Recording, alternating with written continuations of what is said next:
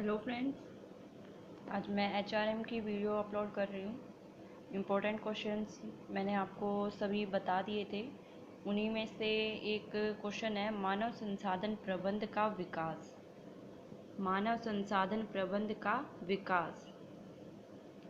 इस विकास के बारे में अगर आपसे कोई भी क्वेश्चन पूछा जाता है तो आपको आंसर में ये 7 पॉइंट्स हैं, ये लिखने हैं। इसके चरण पूछे जाते हैं: औद्योगिक क्रांति, श्रम संघवाद, वैज्ञानिक प्रबंध, औद्योगिक मनोविज्ञान, मानवीय संबंध आंदोलन, व्यवहार विज्ञान और कर्मचारी कल्याण। ये इसके 7 चरण हैं। किसके? मानव संसाधन प्रबंध के विकास के। आंसर सिर्फ यही है इसको आपको ब्रीफ में लिखना है। तो अब आपको ये नहीं पता होगा कि औद्योगिक क्रांति क्या होती है, तो मैं आपको इनको आज थोड़ा सा डिफाइन करके बताऊंगी। तो चलिए अब मैं आपको उसकी वीडियो बताती हूँ आगे। औद्योगिक क्रांति, ये रहा। तो औद्योगिक क्रांति में ऐसा क्या हुआ था वो बताना है। तो उसमें मशीनों का प्रयोग होना शुरू हो गया था। पहले घरों में काम होता था, अब मशीनों से काम होने लगा। कब? औद्योगिक क्रांति में। उत्पादन घरों के बजाय फैक्ट्रियों में होने लगा। तकनीकी विकास, अधिक लोगों को रोजगार। ये पॉइंट्स मैंने ये नहीं लिखे कि आप यही पॉइंट्स वहाँ पर आंसर शीट में लिख के आओगे। ये आपको बताने के लिए लिखे कि आपको जो ब्रीफ लिखनी है इस क्वेश्चन में औद्योगिक क्रांति की, तो आप किस बेस पे लिखोगे वो बेस मैंने आपको बताया कि इन ये टॉपिक्स है आपके पास, इनके बारे में आपको खुद लिखना है कि मशीनों का प्रयोग होने लगा, घरों के बजाय फैक्ट्रियों में काम होने लगा, तकनीकी विकास हुआ, अधिक लोगों को रोजगार मिला। ये थी।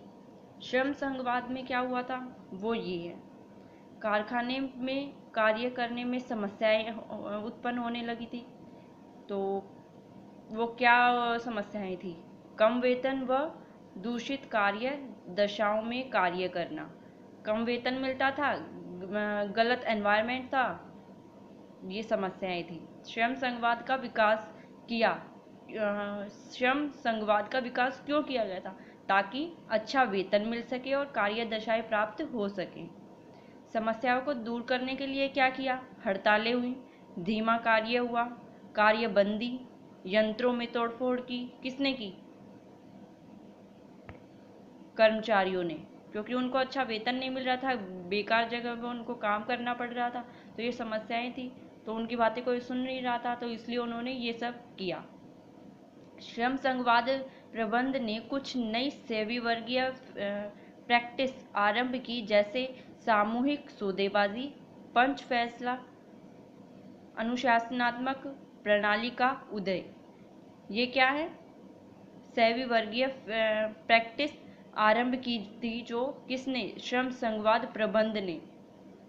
श्रम संघवाद में सिर्फ इन्हीं टॉपिक्स के बारे में आपको वहां पर ब्रीफ में लिखना है। इसके बाद आता है वैज्ञानिक प्रबंध। 7 पॉइंट्स है ना, अब थर्ड पॉइंट है इसका वैज्ञानिक प्रबंध। FW टेलर ने प्रारंभ किया था ये।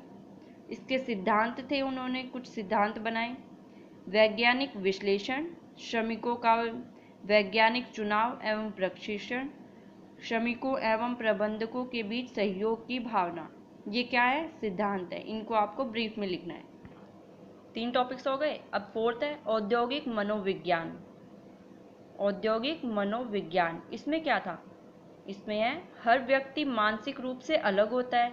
जो बड़े बड़े साइंटिस्ट और जो इसके बारे में पढ़ चुके थे पहले, तो एचआरएम को जिन्होंने सिद्धांत बनाए, उनमें से कुछ जो हंसी शख्सियत थी, उन्होंने बताया कि हर व्यक्ति का मानसिक रूप से अलग होता है, कार्य व्यवहार में सब अलग होते हैं। सब आपने भी देखा होगा कि आपके घर में भी हर इंसान की सोच अलग होती है, वो काम करने का जो उनका ढंग होता है सबका अलग अलग होता है। तो इसी मानसिकता को लेकर कुछ कदम उठाए गए।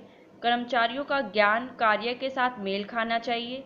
ये उन्होंने कहा कि अगर कंपनी में काम कर रहा है तो उसका जो ज्ञान है, जो उसको शिक्षा प्रदान की गई है, उसी के बेस पे उसको कार्य मिलना चाहिए।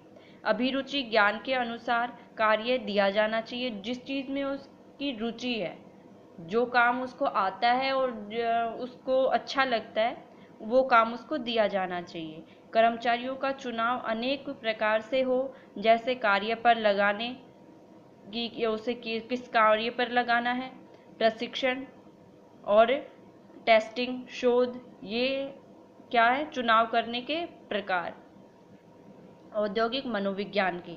अब नेक्स्ट टॉपिक था हमारा मानवीय संबंध आंदोलन। इसमें क्या था, कर्मचारियों की मानसिक स्थिति व भावनाओं का उनकी उत्पादकता पर गहरा प्रभाव पड़ता था। श्रमिक कर्मचारी बाद में है, पहले मानव है।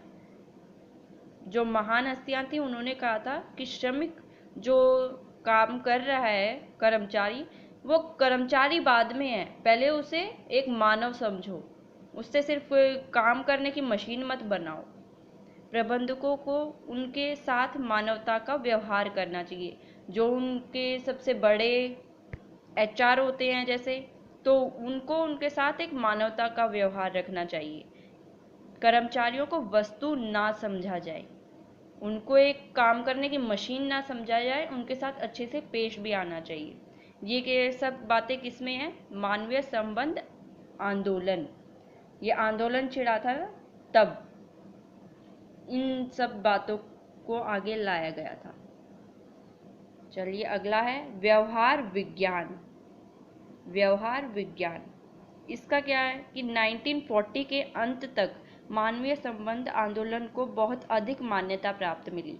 किसको, मानवीय संबंध आंदोलन, जो अभी मैंने आपको ये वाला पढ़ाया, इसको सबसे ज़्यादा मान्यता मिली कब तक, 1940 के अंत तक। उसके बाद व्यवहार विज्ञान में मानव संसाधन के क्षेत्र में नेतृत्व एवं अभिप्रेरणा की नई तकनीकें आने लगी, जैसे कार्य वृद्धिकरण, कर्मचारियों की भागीदारी आदि का विकास हुआ। ये सब चीज़ें इसमें ऐड हो गई।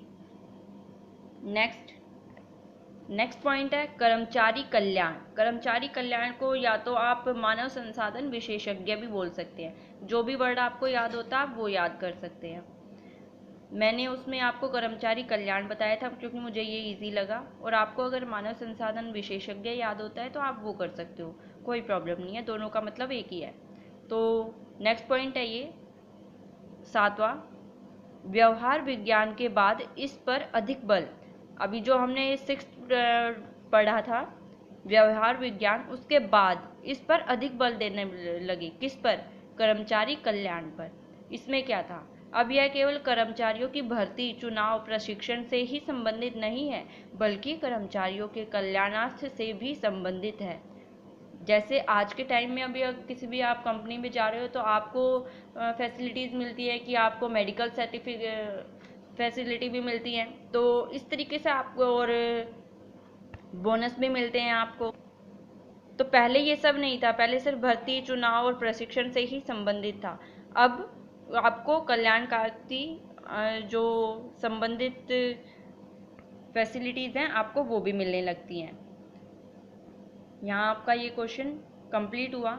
इस क्वेश्चन के आखिर में आपसे ये भी पूछ लिया जाता है कि जो, जैसा कि मैंने अभी आपको पढ़ाया था कि इसके 7 पॉइंट्स होते हैं, अगर क्वेश्चन में इसके आगे विकास से आगे आपसे ये पूछ लिया जाए कि औद्योगिक मनोविज्ञान का इसमें क्या महत्व है, ये इसका योगदान क्या है, तो आपको इसके योगदान लिखने हैं, वो हैं ये, मानव संसाधन प्रबंध को और अधिक प्रभावी बनाने में औद्योगिक मनोविज्ञान का योगदान। आपको ये दोनों चीज़ें भी पूछी जा सकती है कि इसका विकास भी कैसे हुआ ये भी बताइए, और इसके योगदान और किसके, औद्योगिक मनोविज्ञान के। औद्योगिक मनोविज्ञान में क्या औद्योगिक मनोविज्ञान में हमने पढ़ा था कि हर व्यक्ति का मानसिक रूप अलग होता है, उसकी सोच अलग होती है, उसका कार्य करने का तरीका अलग होता है। इसी को पेज बनाकर हम आगे पढ़ते हैं कि इसके योगदान क्या हैं। चयन में योगदान, प्रशिक्षण एवं विकास, कर्मचारी विचार विमर्श, मानवीय इंजीनियरिंग, अभिप्रेरणा एवं मनोबल। अगला है मजदूरी निर्धारण में योगदान, निष्पादकता, मूल्यांकन। ये इसके भी 7 पॉइंट्स हैं जो मैंने अभी आपको बताए। इनको आपको ब्रीफ में लिखना है। यहाँ आपका ये क्वेश्चन पूरा हुआ। प्लीज़ इसे सब्सक्राइब कीजिए ताकि आप मेरी आगे की वीडियोस देख सकें। प्लीज़ इसे लाइक कीजिए अगर आपको अच्छी लगे तो। और अगर आपको मेरी कोई और वीडियोस चाहिए किसी और सब्जेक्ट से रिलेटेड तो आप प्लीज़ मुझसे हेल्प ले सकते हैं। Thank you.